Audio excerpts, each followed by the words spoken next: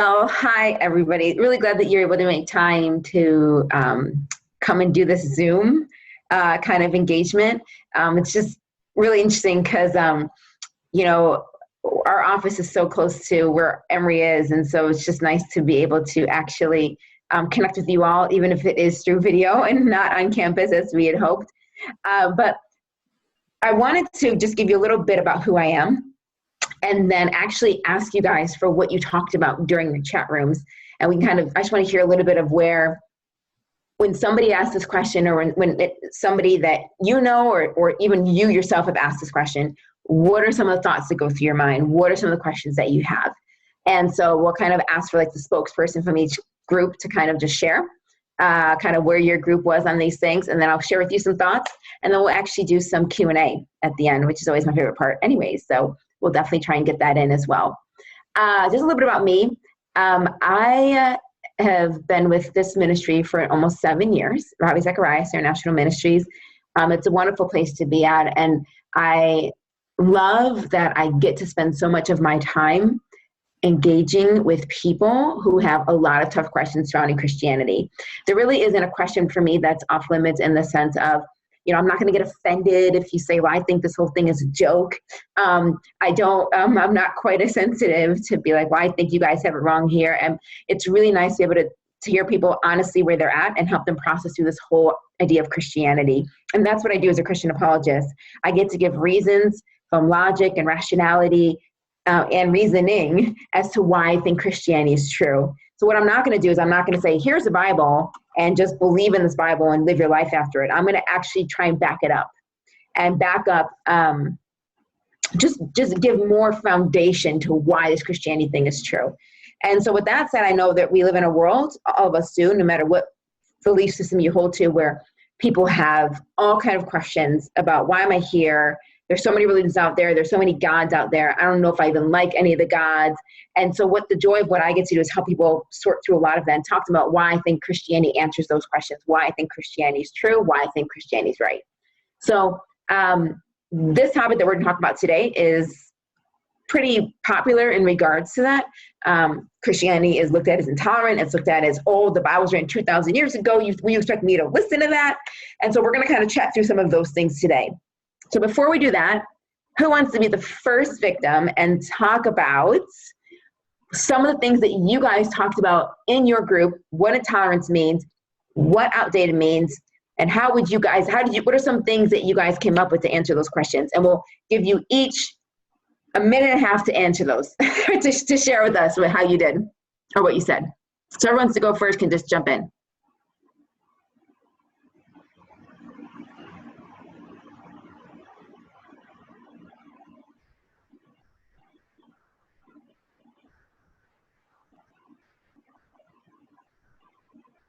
Is everybody nervous now?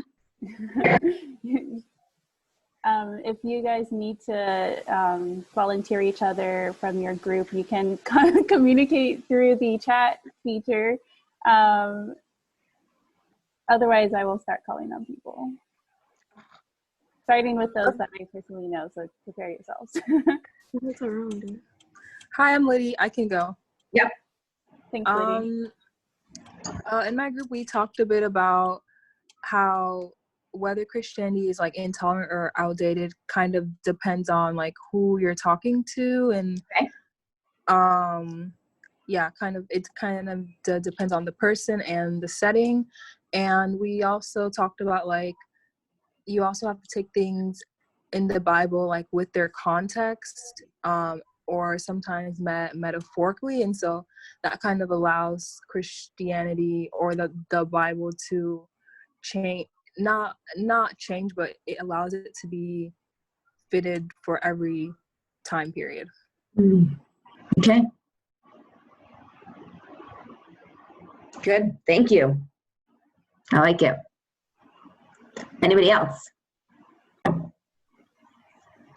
Well, I think for our group, it's been really cool to see like a variety of perspectives on just really like, what does it mean for this like intolerance, outdated, like all these like really strong words that bring either a lot of weight to them, lot of significance depending on our backgrounds and whatnot, or even just our journey with Christianity, however that looks like.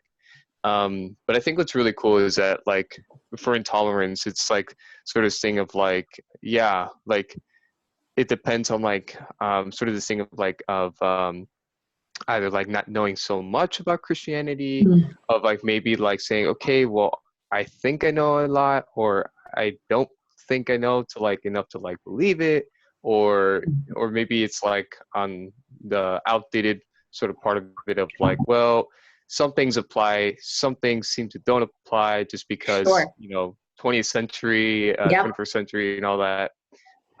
So I think that was really cool to be able to dialogue that and just bring that out. So, yeah. Excellent. Thank you so much. Yeah, thanks, Of course. Yeah. I don't know how many groups we had, so. We had 4 groups, I think. Okay.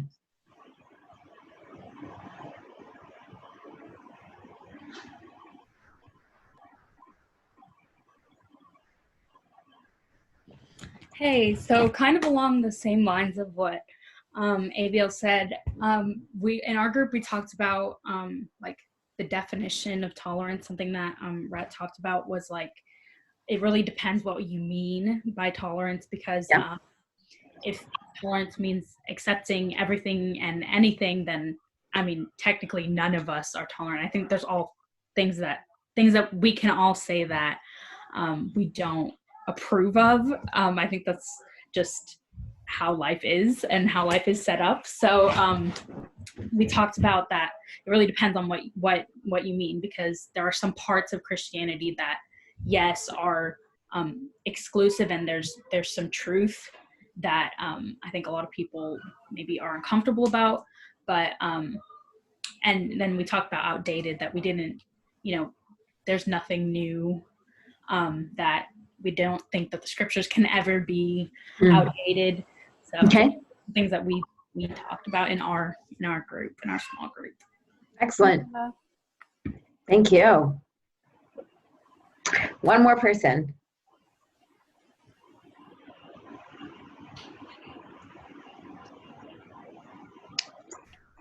Yeah, this is Mike. We talked a little bit about the fact that there's a difference, I think, between necessarily a worldview and the proponents of it. So, I mean, if you read, if we read scripture and we read Jesus's thoughts and the way that he approached people and whether he was tolerant or intolerant of them, he gives us that perfect role model. But I think all of us can very easily admit to the fact that we are far from that perfect role model. And so even though we may call ourselves Christians, most all of us have a lot of intolerance. So does that mean that Christianity as a religion does? No, it doesn't. But we as imperfect vessels or people that adhere to it certainly don't manifest it perfectly. So. Good. Great. Thank you so much. Well, I like all the answers that you've given, and it's really good to hear kind of where different people are at, and hopefully that's helpful for you.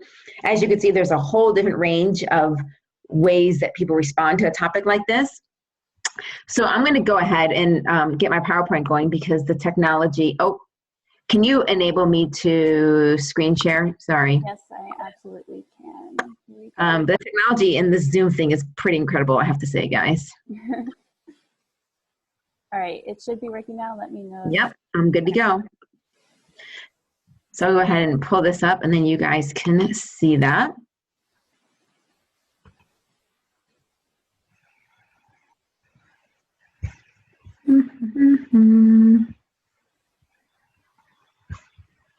Okay, so I think I have to do that. Oh, maybe not. Oh, there it is. Can you guys all see that? Yes, I can see it. Good. Look at us go. All right. So with that said, is Christianity intolerant and outdated? The reason why I had you define it is because with intolerance, it's an interesting word. Okay. So if we were to rewind in history, maybe like 15 years, maybe even 10 years, to be honest, if I was to say I'm intolerant of something, that would mean I disagree with somebody else's beliefs, their manners, things like that. So for example, let's say a kid is acting up, misbehaving, okay? And the mom says, I'm not going to tolerate this behavior. In other words, I'm not going to put up with what you're doing. I disagree with what you're doing, and I'm not going to accept it. So I'm not going to tolerate this, change your behavior. So tolerance meant I disagree with what you're doing. And it showed that there was two different sides, and that one was saying, potentially in the situation of the mom was saying, actually, I think I actually want you to change your behavior, in terms of the mom to the kid. It didn't always mean change of behavior or that direction, command, but in that specific situation it did. To not be tolerated, to tolerate it would be the kid's acting up and mom says, you know what, I just don't have the energy right now, so I'm just going to put up with it. She still disagrees with it, but she's not really going to do anything about it. Okay, so she's putting up with it right now. She still disagrees, but she's not necessarily going to say anything or act. Okay, so that's what tolerated meant. Tolerated meant I'm going to put up with this particular thing that I disagree with. When you were not tolerant of it, so you were intolerant of it, you were essentially saying, I'm not going to agree with this, and I'm actually going to bring about change, like a mom over a child. So that's what it meant. So you would say, maybe if a politician describes views that are different to what you hold, you would say, I'm intolerant of their position, which means I disagree with their position. Islam is intolerant of the beliefs of, let's say, Mormonism. And Mormonism, let's say, is intolerant of the beliefs of atheism. And atheism is intolerant of the beliefs of Christianity, whatever it might be. Religions, disagree with each other and actually don't see eye to eye in everything, okay?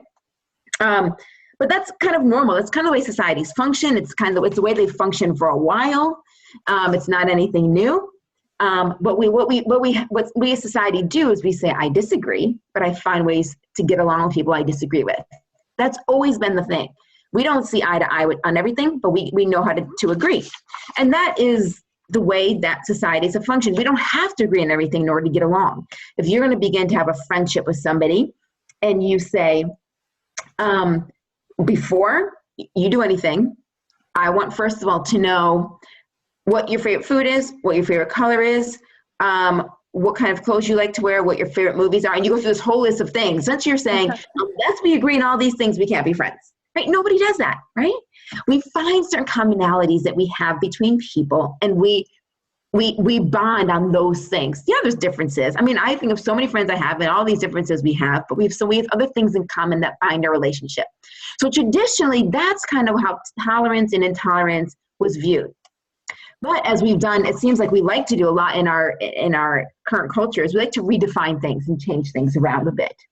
So what it means today, the way when people are using the word intolerant today, is they define intolerant as not allowing people equality, where some people are viewed as less than others, or they'll say, you're intolerant because you don't agree with a position that somebody else has. So in order to agree with somebody else, that means that in order to be accepted, you have to agree with somebody else. And so if you don't agree with what somebody else says, differing views, then you're thinking of them as less and you're being intolerant. So in other words, what we've lost is I can disagree with you and still fully value you as a person, still want to hang out with you, still want to have you over for dinner, still want to be your friend. Instead, we all have to agree or there's something wrong with you and you should be ashamed of yourself. Okay, that's how it's viewed today. Okay, you're viewing people as less than you when you say you disagree with them. You're insulting them when you say you disagree with them. And disagreement is no longer allowed. And so when it comes to Christianity being intolerant, they think of Christianity stance on certain moral issues and the way Christians have this particular stance on a particular topic. And if Christians hold a particular view that's different than somebody else, and the Christian doesn't want to say that this view over here is okay, well then that Christian is viewing somebody as less. That Christian is saying you're not important or whatever it might be. And then that makes people say, you know what, I don't like this Christianity thing, or the Christianity is intolerant. So that's kind of how we get to this place. Now, first thing I want to say is no Christians ever look on somebody and say, you're not important, you don't have value, you're disgusting, any of those things. That's not Christianity, that's not Jesus. Okay, so if any Christian doing that, forget intolerance and all these kind of things. Just in general, no Christian should have that view or look down at somebody else and say, well, you're less than me. That's not Christianity. In fact, Jesus did a lot to, Christianity did a lot to say to people, Jesus did a lot to say to people, you think you're so good because of what you've done, but let me tell you, you're actually not as great as you think you are, because your great deeds really don't make you much better. And so I think, if any Christian has that attitude, it's not okay. Secondly, I would say, Christians are not the only ones to kind of hold a view like this. There's plenty of people in the new atheist movement who mock or criticize or vary what the culture would use the word intolerant to be of the Christian viewpoint. And so you see this kind of going all around. This is why there's kind of two branches of atheism. There's the new atheist, and then there's the atheist. The atheist group over here is just like, look, I don't believe there's a God. The new atheists over here like to make fun of people, speak bad of people, put people down who disagree with them. So they actually are doing a lot of that same things towards religious people in general. But I think if we really want to look at this question, understand a little better, I think one way we can do it is we can actually look at Atlanta's most favorite restaurant, quite possibly, I don't know, Chick-fil-A, okay? We're going to take a look at Chick-fil-A for a second.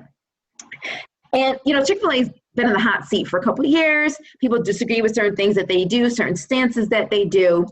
But several years ago, Dan Cathy, who was the COO of Chick-fil-A, made a statement on a radio show expressing that he stands for the traditional views of marriage. So meaning that for him as a Christian, he would believe that marriage is between a man and a woman. And he expressed that this was his view on the radio show. His comments brought incredible backlash. People boycotted his restaurants. People staged kiss-ins outside of his restaurants. New York City mayor told people to boycott his restaurants. I mean, people were just really pushing back and really angry because it seemed like he was being intolerant. He's a Christian and he's being intolerant because he says marriage should be a certain way in his belief. So rather than people responding in a way that showed their intolerance of anyone who advocates a view different than theirs, maybe what they should have done is taken the time to understand Dan's position just a little bit more. I mean, isn't that what we want to do? Don't we want to? And I know I'm a little bit different and unique in this, but I love talking to people who disagree with me. Like, help me to see where you're coming from. I want to understand your position. Oftentimes our society doesn't do that. And we just either cancel culture, we cancel somebody out because they have a view that we disagree with, or we just get angry and call them intolerant. And so people didn't necessarily take the time to sit down with Dan, have a good, healthy discussion like what we should have in public university and in any kind of public discourse, a good conversation about our differences, and said they just shunned him. But interestingly enough, one person actually did have a conversation with Dan Cathy. And I want to talk to you a little bit about a gentleman named Shane Windmeyer. This is from Shane's Twitter page. Shane Windmeyer is a gay man. He founded and is the executive director of Campus Pride, which is an LGBT and Friends campus group. He's been married to his husband for probably about 20 years or so. Now, he wrote a very interesting article, and it's probably still on Google, so you can probably check it out. The name of it is Dan and Me, My Coming Out as a Friend of Dan Cathy and Chick-fil-A. He wrote it in the Huffington Post. Dan and Me, My Coming Out as a Friend of Dan Cathy and Chick-fil-A. It's a fantastic article. And in this article, Shane talks about how he and Dan became friends. Now, let me tell you a little bit about Shane. Clearly, he and Dan do not agree on the topic of sexuality and what marriage is, okay? Clearly they don't. And you need to know that for 10 years, Shane and Campus Pride, his organization, had been protesting Chick-fil-A at campuses across the country. So he was already actively involved in a protest against Dan Cathy and Chick-fil-A. Now, I'm sure they never expected to ever know each other, but life has funny ways of introducing you. And so Shane was shocked, as you could probably imagine, one day when he received a phone call from Dan Cathy. They had a mutual friend, and this mutual person said, you know what, I think the two of you should talk. So back in 2012, they get on the phone, and they formed a relationship. And Shane writes in this article how their relationship was respectful. It was awkward at times, but it was genuine, it was kind. And after several conversations, true friendship actually began to develop. even though they differed on their stances on this major thing. Dan would still ask him, how is your husband doing? Shane would still ask about Dan and what's going on in his life. So they weren't hiding things. They were open about where they were at. Dan Cathy invited Shane to the Chick-fil-A Bowl, the well-known college bowl game. And Dan received a lot of criticism for that. Were you inviting him to this game and all of that kind of thing? So he took a lot of flack. But he didn't care. He brought him anyways. And so in this article, Shane writes about his time at the Chick-fil-A Bowl with Dan. And this is what he says. He says, he stood next to me most of the night, putting respect ahead of fear. There we were on the sidelines. Dan, his wife, his family, and friends, and I all enjoying the game. And that is why building a relationship with someone I thought I would never understand mattered. Our worlds, different as they can be, could coexist peacefully. The millions of college football fans watching the game never could have imagined what was playing out right in front of them. Gay and straight, liberal and conservative, activist and evangelist, we could stand together in our difference and in our respect. How much better would our world be if more could do the same? Shane eventually dropped his Campus Pride campaign against Chick-fil-A, and the two of them remained friends. Two friends intolerant of each other's belief, but blessed by each other's friendship. Now, there's one more example I want to look at. Some of you might be too young. No, you're not. You're in college. You probably would have remembered this, that several years ago in Florida, 2016, there was a shooting at the nightclub Pulse in Orlando. The nightclub Pulse was known as the hottest gay bar in the heart of Orlando. And no one expected that on this particular night at 2 a.m. in the morning, a gunman would walk into that Orlando gun club and shoot and kill 49 people before turning the gun on himself and killing himself. Obviously, the Orlando community was devastated by this. They were very, very upset. And, members had lost their friends, or members of the community had lost their friends, had lost their family members. And so the Orlando community came around the victims and supported them. He supported the victim's family through a variety of donations, including donating blood.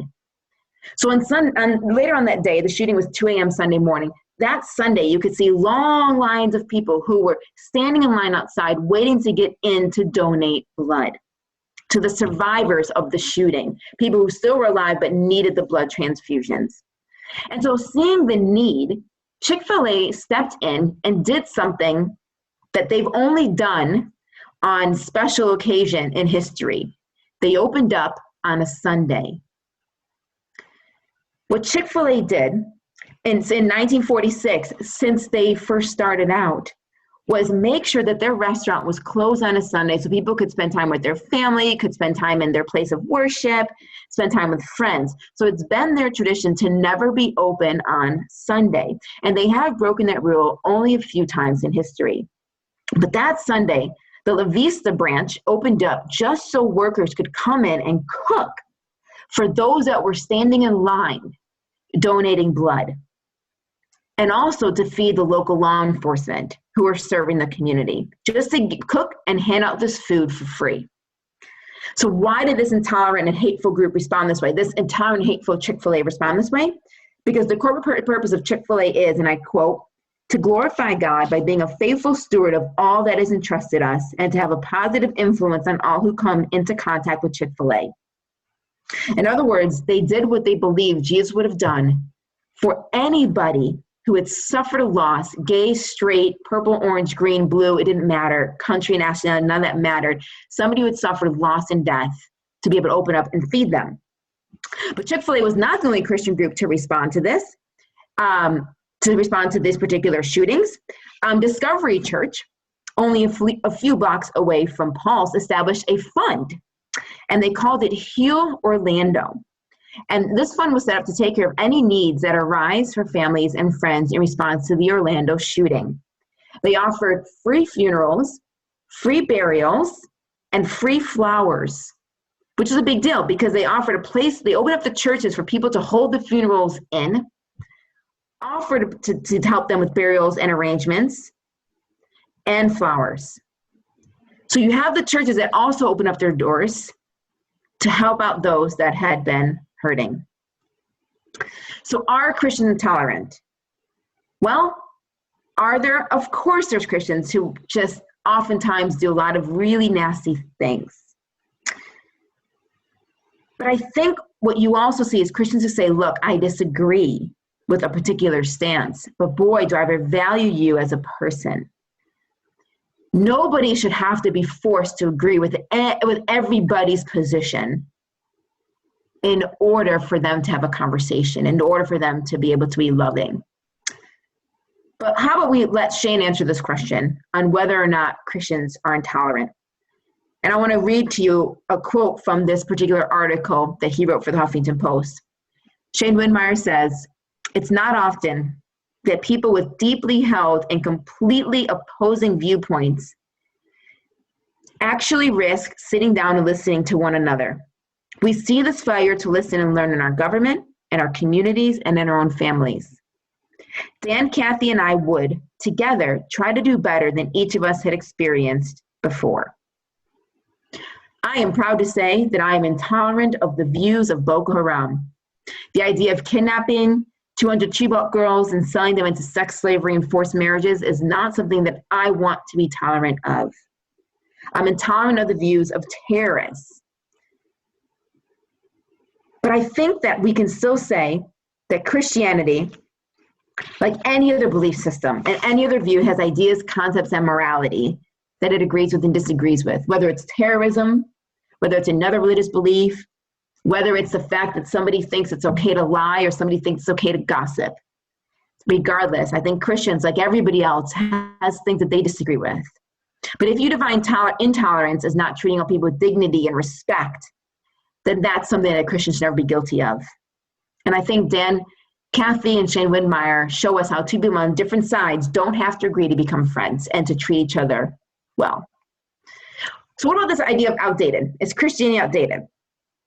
Well, oftentimes when we think of outdated, we think of like something doesn't have any use anymore. It's old, there's no significance, there's no relevance to it anymore. We don't have a use for it, it's old-fashioned, it's obsolete. Worked for this time frame, doesn't work for this time frame. So let's take a look at some laws that some people might actually think are outdated. And these are actual laws that we have in this country, okay? It is illegal to give a dog whiskey. I don't know if any of you have a dog. I don't know if you planned on giving them a dog, but in certain states that is actually illegal, just so you know, so you don't break the law. It is forbidden to fish while sitting on a giraffe's neck. I don't know how many of you were interested in doing that, following that particular law, but that could be something maybe you needed to know not to do. It is illegal to teach others what polygamy is. The penalty for jumping off a building is death. So if you survive the jumping off a building, death still awaits you. I mean, that's just a horrible law. While riding in an elevator, one must talk to no one and fold his hands while looking toward the door. I think people do that anyways without knowing that there's a law that tells you. Slippers are not to be worn after 10 p.m. I won't ask you what you plan on wearing tonight at your house. Birds have the right of way on all highways. Oh, before I go to that, we'll stop there. Birds have the right of way on all highways. Well, there you go. Those are laws, many of which are outdated, many of which we would probably say, do we really need a law against wearing slippers, right? So when they think of the Bible, a lot of times they think of this. It's got these kind of rules. Like, it was so many thousands of years ago. They're not significant today.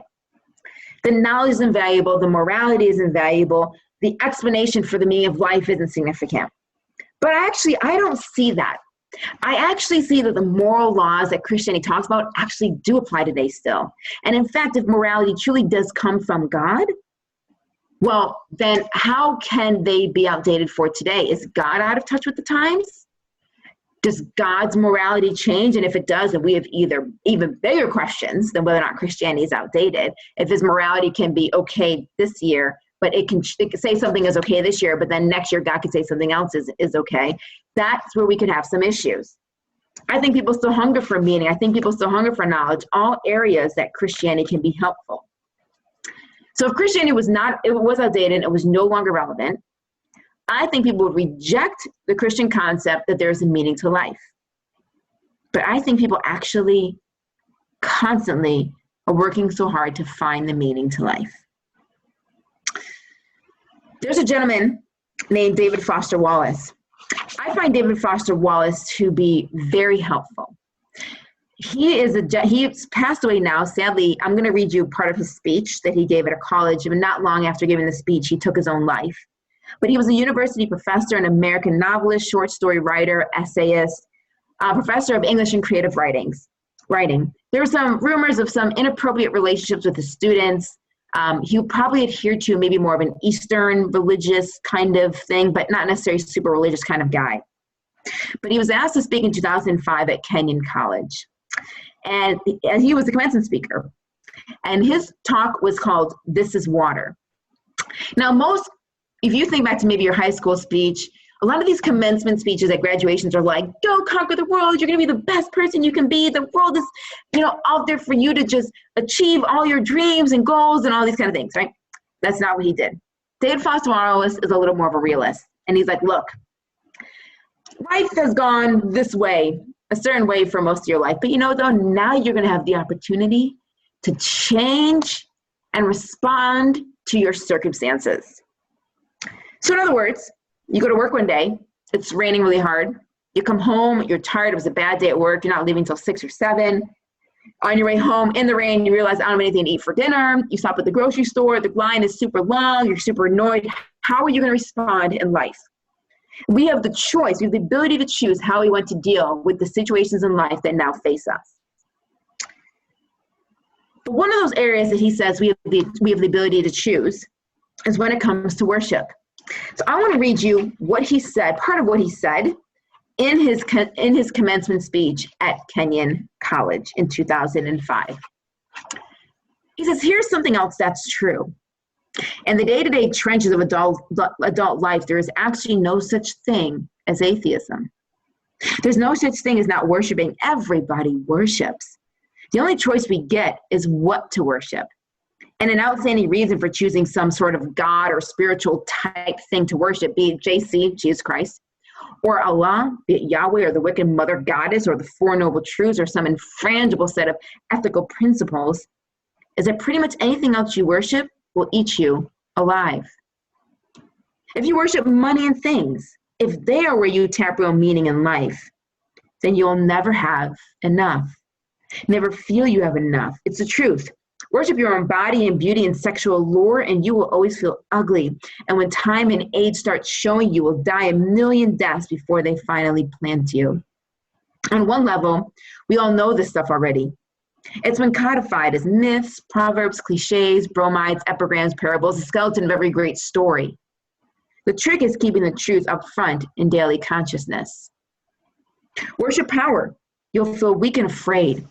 And you will need ever more power of others to keep the fear at bay. Worship your intellect.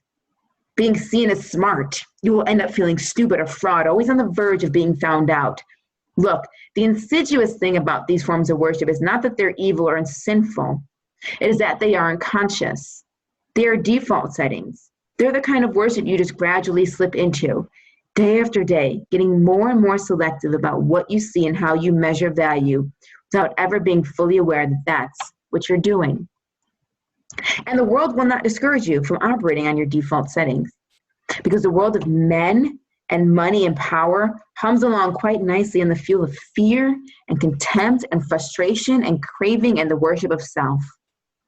Our own present culture has harnessed these forces in ways that have yielded extraordinary wealth and comfort and personal freedom.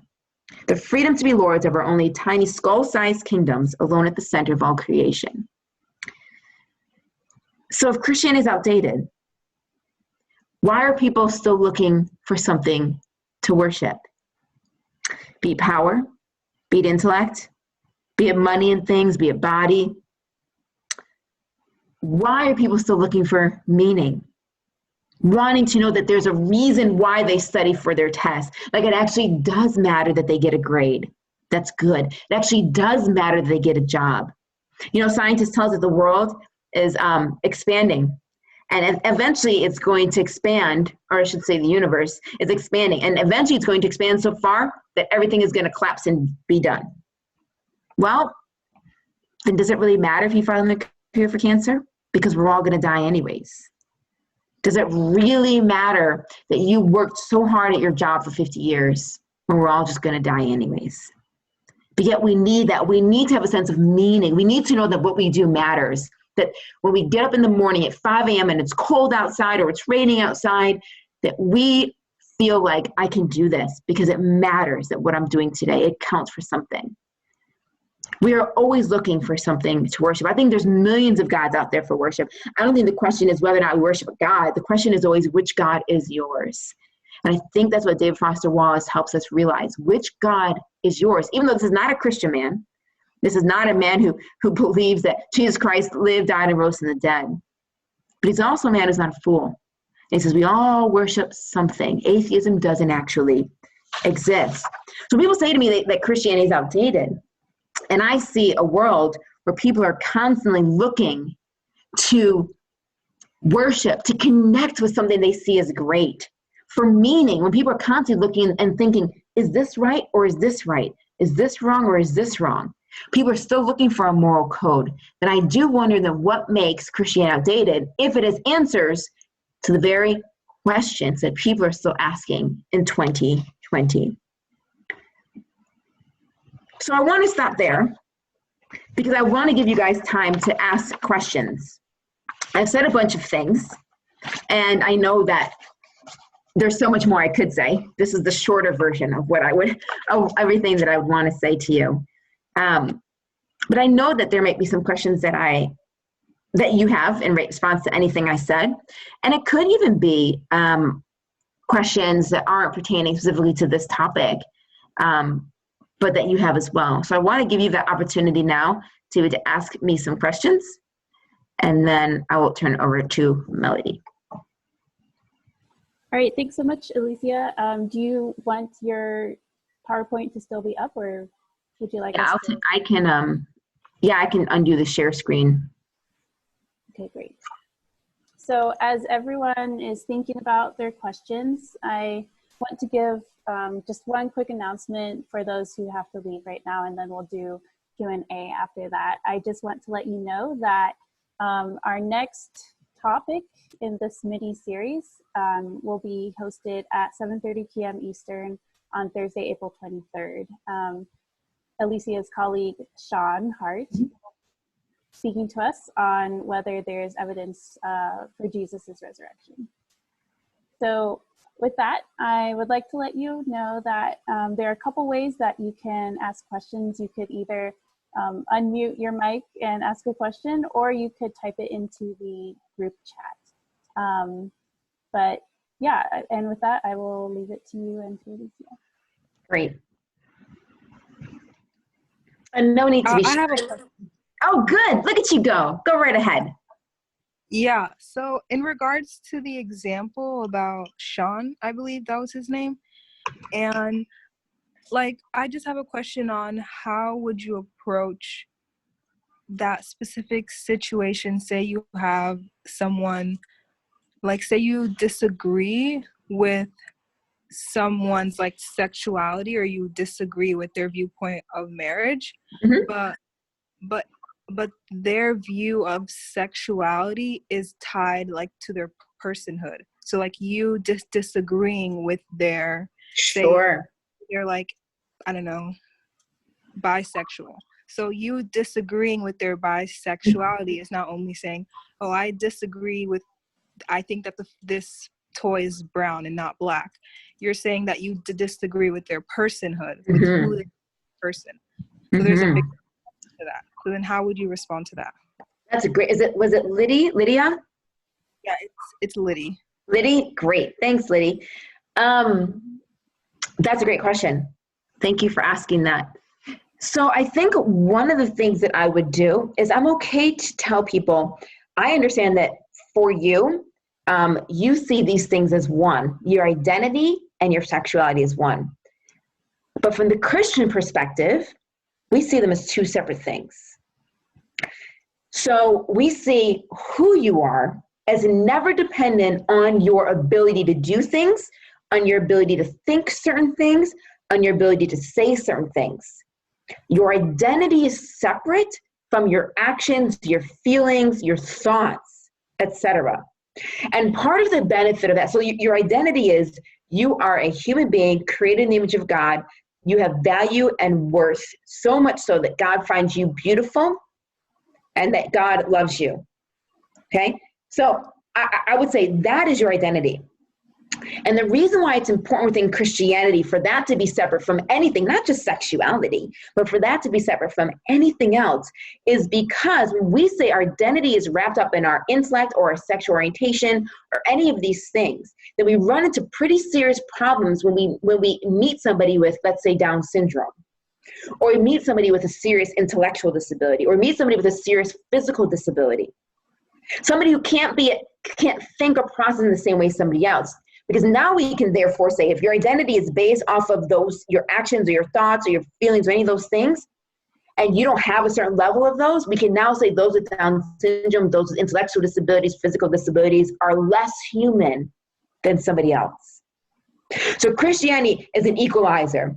Everybody, all sexes, all races, they're all equal, no matter what their abilities are, their feelings or emotions are. Another reason that's important is because if we base our identity off of our feelings change. If we base our identity off of our desires change. Okay? So your identity one day will be here, the next day your identity will be here, the next day your identity will be here. You're going to lose who you are. You're not going to know who you are anymore. So you need a core foundational piece of you that is going to be held fast and is not able to be changed or belittled by anybody else's opinion of you or what anybody else thinks of you. So when I say to you, because I come from that perspective, I say as a Christian, there's your identity and there's your feelings. There's your identity and there's your actions. There's your identity and there's your words, etc. So when I say to a 5-year-old, do not do those things or you are wrong, I'm not devaluing them as a person. I'm dealing with their action. But I still value them as a person. When I say to a 50-year-old the same thing, I can still affirm their value as a person and still say I disagree with them. So I'm okay to say to people, look, I see that your identity is wrapped up in your sexual orientation, but I want you to know that you are more than your sexuality. Like that's almost trivial. Like you're almost belittling yourself to say all you are, your identity is that you're a sex object. Don't you think that you're more than that? Don't you think that you're worth more than that part of you? And so what I want people to understand is actually when you say my sexuality is my identity, you're actually viewing yourself in a way that's so much less than how I would view you. I would say your value is so high that God sends his son to die for you.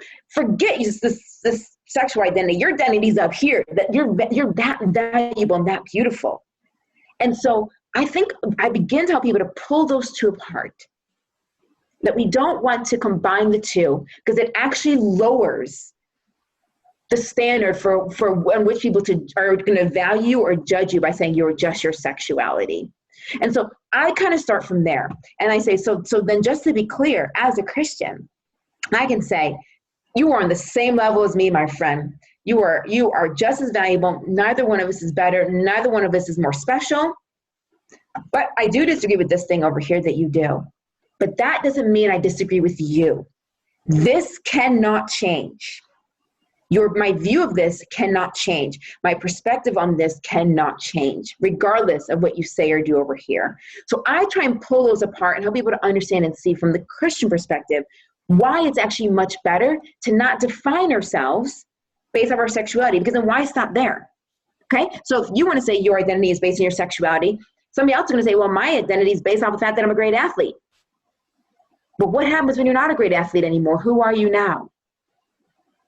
What's your identity now? You don't know who you are anymore. Well, my identity is I'm getting good grades and excelling well in college until you get a class that you can't do well in. Well, who are you now? And you start to lose yourself. Start to question yourself. You say, maybe I'm not valuable. Maybe I'm not important because my identity is no longer helping me succeed. Maybe I'm not important. And you could begin to look down on yourself because you're no longer achieving at the level you need, which gives you the affirmation that you're valuable. So we pull the value out from anything that you do and say, it is inherent in you, it cannot change, it's intrinsic within you, and all the actions, feelings, and everything like that would be separate. So that's what I would kind of say to somebody in those positions, to try and help them to say, I want you to think of yourself higher than what you do now. You're more than a sex object. Does that help you, Lenny? Yeah, that helps. Thank you. Great. And so we got a question in the chat, so I'm going to read that out loud. The question is, how would you approach a family member who has experienced church hurt and embraces an ideology about Jesus that is not true? Okay. Yes. Very, very common. Sadly, it is very common. The first thing I would do is I would listen to what the church hurt was. So newsflash to those of you in this group that are Christians, okay? The church doesn't always get it right. And it is not your job to defend sin. So if the church is screwed up, if somebody is messed up, I think it's okay to listen to somebody and say, you know what? Actually, that does sound pretty bad. That actually does sound like that's sinful. And I think it is okay to acknowledge where the church has messed up. We don't need to defend sin. Don't defend sin. Okay? And so that would be the very first thing I do is I would listen to where their hurt is and find out where the church has gone wrong. And then from that point on, then I could say, okay, well, I hear that, from what you're saying, I can see that this is definitely not the way. So let's say somebody did something wrong and the church shunned them for it and kicked them out for it in a way that was very hurtful. So I could say, or in a way that was not hurtful, sorry, in a way that was not right. So the church mishandled the situation. I could say to that person, you know what? That was wrong. Let me tell you how Jesus would have handled it. And by me sharing how Jesus would have handled it, I've already begun to reshape how they see Christianity. I've begun to reshape how they understand Christianity. And so I think what the first thing I do is I acknowledge where the hurt is, and then I begin to reshape Christianity, because what a lot of people do is they shape their view of Christianity based off of their experience in the church. So the minute that I acknowledge that's wrong and say, that's not really the Christian way to deal with things, and the minute I begin to say, this is how Jesus would have done it, or this is a better way to do things, now I'm presenting them a different version of Christianity than they've understood. And so now I can begin to help them understand Christianity in a different way and get them back to embracing an ideology that's actually correct. So I would say, own it up when we mess up, and then you can do the work. Once you start apologizing for where the church messed up, once you say, I'm sorry that that's happened to you, people put their defenses down, okay? And then they're more willing to listen and to open up. So thank you, Candace, for that question. Next person, please feel free to jump in. Yeah, another question. So our group, we were talking about specifically Christianity being outdated, and none of us agreed that Christianity was outdated. And then one of us brought up about how in the beginning and in Exodus, it started talking about, slavery and how slaves should be, follow what their masters are telling them to do. All right. But I remembered though that I think in Ephesians, it was talking about how, Jesus, he, after he saved his life for us, we don't have to abide no longer by the Mosaic law. But okay. I don't think that's really true. Okay. Oh, I like this question. Is it Natalia? Yeah. Mm-hmm. Oh, thank you for asking this question. Mm-hmm. This is a juicy one. So, okay. Let's talk. You have two kind of things happening here. So let's sort through this. You have one about, I see in the Old Testament, it's talking about slavery. And honestly, you can go to the New Testament for that too. Okay, when it talks about slaves obey your masters, people would always quote those during the U.S. slave trade times. That's what they're quoting as the New Testament. They're quoting Ephesians and those kind of things. Okay, so you have slavery. It seems like the Bible's saying that's okay.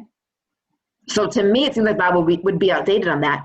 And you have Jesus saying, hey, it seems like we don't have to fulfill those laws. Okay, so let me clarify the Jesus piece first. What you see Jesus saying is not to no longer abide by by the laws. What he's saying is that he has fulfilled them. Okay, so let me talk to you about the Old Testament and the different laws that are there. And this is going to be a big answer, but we're going to do it, my friend. Okay, in the Old Testament, you got kind of three categories of laws. Okay, you have what's called civil laws, which are like rules in terms of, because remember, you got to remember, God has this nation of Israel. He's this nation where in the beginning he was their king, then they had other kings, but he's giving them laws and rules to live and function as a society. Okay, so he's got civil laws, which are things like a modern day example would be like speed limits. Okay, things that help you to function in a society. Okay, treat each other this way. Don't do, I shouldn't say no, treat each other this way would be more moral laws. Civil laws would be like governance and rules, how we're going to kind of govern each other and those kind of things. So like, yes, so speed would be a particular thing. Putting on your seatbelt in a car, those would be like modern day kind of things that we do. Civil. You have what's called ceremonial. When it comes time for you to be repenting for your sin, for you to do ceremonial worship to God, all these kind of things, there are certain rules, purification things that are surrounding that. And then you also have what's called moral laws, okay? The civil laws, which are the civil authority, governmental kind of laws, that was for those nations. Okay, just like if you drive to Italy today, you're not going to go down their roads at what the speed limit is in Atlanta, right? That's for here. But when you go to Italy, you're going to follow their civil laws. Okay, so civil laws were for that nation. Same thing, ceremonial was how God was telling his people to come to him within the temple or the tabernacle, depending on the time frame and time era and that kind of thing. But the moral laws don't change. Okay, why? Because in Christianity, the moral laws is a longer answer to go into that. So I won't go down the short end, but the moral laws come out of the very nature of God himself. It's very important that that's true, because that's how we know we can trust him. We can trust the moral laws. That's how we can know whether the laws are right or wrong. Because if you have a God who is a morally perfect being, then anything he tells us to do is going to also be morally good. A morally perfect being can't tell us to do something evil, because then he's contradicting his own nature. So a morally perfect being, whenever he tells us to do something, it's good. Whenever he tells us not to do something, that means it's bad, because it's against his nature. Okay, so the moral laws have to be consistent. That's why the 10 Commandments are still relevant today. Don't have any other gods before God. Be obedient to your parents. Don't kill. Don't covet. Don't commit adultery. Don't lie. These are still relevant today. So the moral laws still apply. Now, so what Jesus is saying is, look, there's hundreds of laws in the Old Testament. Here's two I want you to listen to. Love Lord your God with all your heart, soul, mind, and strength. Love your neighbor as yourself. In other words, what Jesus essentially is saying is all of those hundreds of laws can be summed up in these two. If you are loving God with all your heart, soul, mind, and strength, and you are loving your neighbor as yourself, then you will follow all of those moral laws. Because when you are loving God, you won't be serving any other gods before him. You won't be making any graven images before him. And if you love your neighbor, you won't be lying to them. You won't be committing adultery. You won't be murdering. You won't steal. So all of those other hundreds hang on those two. So Jesus wasn't abolishing anything in the Old Testament. He came to actually say, look, I'm going to sum it down into two, and I'm going to actually live in that way so you can see it. So he's the fulfillment of stuff in the Old Testament. He's not erasing it. With that said, then how do we deal with the slavery piece? Okay, because Alycia, you just told us that morality can't change, right? So here's part of the challenge we have, friends, okay? When you're reading the Bible, what you cannot ever do, ever, is read the Bible as if it was written in 2020. You can't do that. You can't assume that when it says slavery, it's referring to the U.S. slave trade. The U.S. slave trade hadn't happened yet. Okay? The U.S. slave trade was based off of, going back to kind of what we were talking about in the last question, or a question or two ago with identity.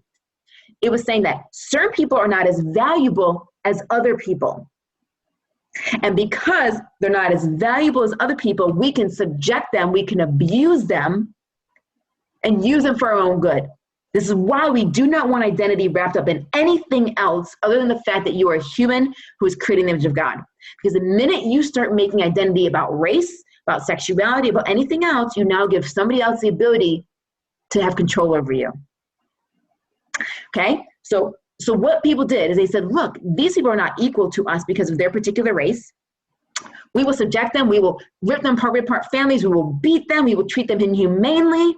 That was the U.S. slave trade. What was happening in the Old Testament and the New Testament was something called indentured servitude, which is different. Okay, let me explain what that meant. Let's say, Natalia, I borrowed $3,000 from you because you are one loaded girl, and I couldn't pay you back. So you know what I did? I said, all right, this is what's going to happen. I'm going to do all your laundry. I'm going to buy all your food. I'm going to clean your house. I'm going to do all your chores until I can pay it off. Or in place of me paying it off, I'm going to work it off.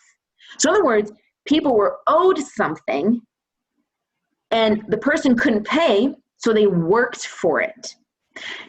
They worked it off.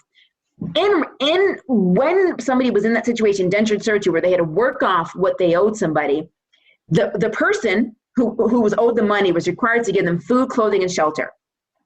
Okay? And by Old Testament laws, you had to release these people.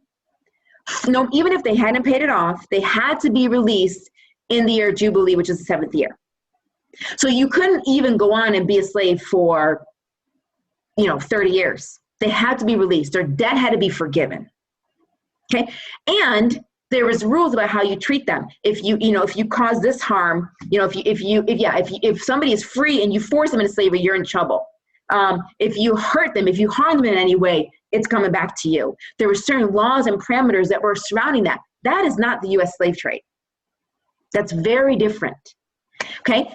The fact that people were told if you harm them, if you capture someone who's free and force them into slavery, that those things are wrong. That right there would ruin the whole U.S. slave trade. Just those two things, forced slavery and harming people.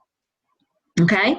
So that's what's talked about there in the Old Testament, New Testament. But here's the problem, guys. If you go to Ephesians, okay, I got to pull out my other phone here. So I've got a Bible on one and something. Okay. If you go to Ephesians chapter 6 and you read in verse 5, slaves, obey your earthly masters with respect and fear. People justified that for the U.S. slave trade. So look, it's in the Bible. Slaves, obey your masters, and they use that to force people into slavery. Here is the problem, okay? Number one, I told you, do not read the Bible as if it's through 2020 eyes, because it's not talking about 2020. Number two, do not partially read the Bible either. And this is what a lot of people do. It's where we get into a lot of issues. Okay, people open up a passage, they see one sentence, and they say, look, see, the Bible is for this. And they do not keep reading. If you go to Ephesians 6, verse 5, it says, slaves, obey your earthly masters with respect and fear. See, slaves. Slaves need to obey. Well, the Greek word for slaves there is a word called doulos. Okay, D-O-U-L-O-S. Okay, so right there they stop. And I say, people, keep reading. And with sincerity of heart, just as you would obey Christ. Obey them not only to win their favor when their eye is on you, but as slaves of Christ, doing the will of God from your heart. Wait a minute. Are we just called slaves of Christ? When you look at the Greek word in verse 6 for slaves, it's doulos. It's the same Greek word. Hold on a second. So now when we're reading this through the 2020 eyes, and we're saying slaves obey your masters, see, slavery was good, then what does it mean? If slavery was good in verse 5, then what does it mean to be a slave of Christ in verse 6? If slave in verse 5 is the U.S. slave trade, where you force people into submission, you rip apart families, you beat people, and you whip people, and you torture people, then what does it say about Christians and their relationship to Jesus Christ? It's the same Greek word, so if it means a bad thing in verse 5, then it's going to mean a bad thing in verse 6. But the reality is, the only way it makes sense is if when you read slaves of Christ, and you look at what slavery was talked about in that context as indentured servitude, where it meant that people owed a debt that they couldn't pay. And as a result of them not being able to pay that debt, they gave their life over to that person to serve them. That's when it makes sense to be a slave of Christ. So when it's talking about slaves, obey your masters, it's not talking about U.S. slave trade. It's talking about people who owed indentured servants who owed somebody something and therefore had to give their life over to serving them until the debt was paid off. And that's why it's saying, as slaves of Christ, we too owe Christ something. We can't pay our debt. So therefore, we are giving him our lives on over. This is why you can't read a sentence in the Bible. If people had just kept reading one more verse, you would see that it says slaves of Christ, and that would give you the context of how to interpret the slaves in verse 5. One more thing I want to show you. I told you opened up a big question, and then I'll let you move on to the next question. Give me 1 second. I want to find this particular verse. I think it is in Timothy, but I'm not sure. But let me just check real quick.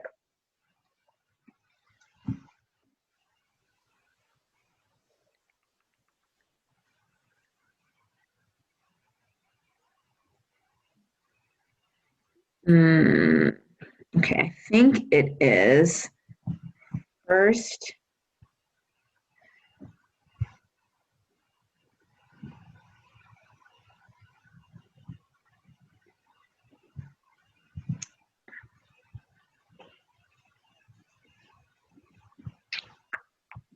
Hold on, I'm going to find this verse. You need help finding it? Oh, got it. 1 Timothy 1. So when you go to, if you go to 1 Timothy 1, it talks in verse 8, it says, 1 Timothy 1:8, it says, we know that the law is good if one uses it properly. Verse 9, we also know that the law is made not for the righteous, but for lawbreakers and rebels, the ungodly and sinful, the unholy and irreligious, for those who kill their fathers or mothers, for murderers, for the sexually immoral, for those practicing homosexuality, for slave traders and liars and perjurers, and for whatever else is contrary to the sound doctrine. So here we have a whole list of things that are ungodly. They include the unholy and irreligious, killers of parents, killers of murderers, adulterers, homosexuals, slave traders, liars, and perjurers. What's interesting to me is that this slave traders, which is listed here, saying this is ungodly, is a slave trader. When you look up what that means in the original Greek, a slave trader meant a slave dealer, a kidnapper, or a man stealer. That is a much better description of the U.S. slave trade. A slave dealer, a kidnapper, and a man stealer. One who unjustly reduces free men to slavery, or one who steals the slaves of others and sell them. And that slave trader is listed in here as an ungodly thing. So the thing is, people just read a verse here and there, or they hear this particular passage, and you got to do the work to find out what exactly is meant by this. So Natalia, my dear, that was a great, great, great question. I'm so glad you asked that. I know that was a long answer, but there was a lot to unpack there. But hopefully that'll help you as you answer some other questions in the future. Boy, you got to put a lot of questions. I'm sorry, guys. Look at all these questions. So we probably have time for just one more question, so I'm going to do it in chronological order. Because we're going to try to finish by about 9, maybe going 1 or 2 minutes late is fine. But I am going to read out loud Grace's question, which reads, I met an atheist who once asked me if God was all-powerful, why do innocent people suffer? Wars, illness, etc. I explained the concept of free will, but got a little confused myself. The person then said that even with free will, God isn't all-powerful if he can't save innocent people. How would you address this question to an unbeliever? Okay. And it says to tag along with that last question, how do you understand debate between free will and predestination? Okay. What is Sean speaking on again? He is speaking on the evidence for resurrection. Oh, okay. Oh, okay. It's so different than what I was thinking. Okay. I was thinking maybe, okay, so he's not doing this topic. Okay. Yeah. That's fine. All right. So first of all, Grace, thank you for engaging in a conversation with an atheist. Much appreciated. It's okay if you get stumped and you get stuck. You can always say, you know what? I don't know what to say to that. I got to think about that further. Let me go look it up and I'll get back to you. The minute you say, I'll get back to you, is the minute you've scheduled meeting number 2 between you and them. So good job, okay? Because that's what you want, keep that conversation going. So it's okay, actually, if you don't know an answer, it's actually a good thing, because that means you guys have to have more meetings for you to keep giving answers later on as you find them out. So, all right. You explained the concept of free will, but you got a little confused yourself. The person said that even with free will, God isn't all powerful if he can't save innocent people. So I would disagree with that. There's going to be a whole range of ideas when it comes to this topic: predestination, free will. What does God allow versus what does God cause versus what? All these different kind of situations. Grace, you think you're confused? Okay, people have been dealing with this thing for a long time, and people are still trying to figure it out. So, my dear, just welcome to the team. Okay, it is a tough thing to sort through. And I think the reason why it's so tough is because I don't think God fully gives us all the answers in the Bible for this one. I think he's given us enough to understand that he's sovereign over all, and yet there seems to be this capacity of free will. But how that all meshes is where the discussion lies. So I would say, I wouldn't agree that he can't save innocent people. I would say that he doesn't always choose to.